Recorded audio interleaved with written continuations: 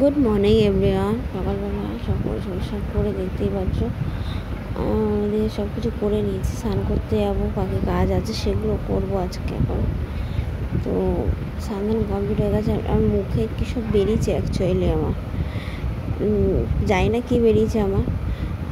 গরমে তো প্রচণ্ড হচ্ছে তো।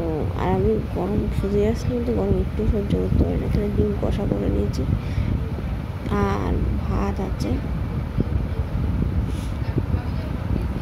পুজো দিয়েই নিয়েছিলাম। সব কিছু করা হয়ে গেছে, পুজোর কাজ। তারপর তোমাদের মে মাস পড়ে গেছে, 1 মে।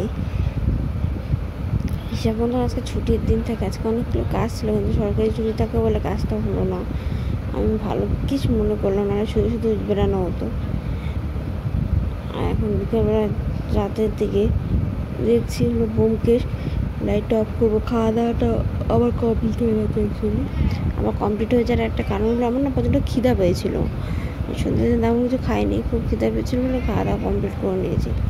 আজকে রান্না করেছে একটা বিশেষ জিনিস, যেটা যে এই পরোটাটা না একটু অন্যরকমভাবে তৈরি করা যা।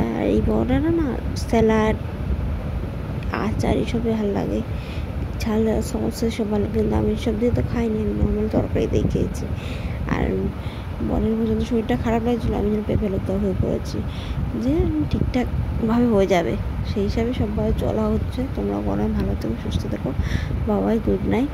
তোমার সাথে নেক্সট ব্লগে দেখো। ভালো থেকো, সুস্থ থেকো।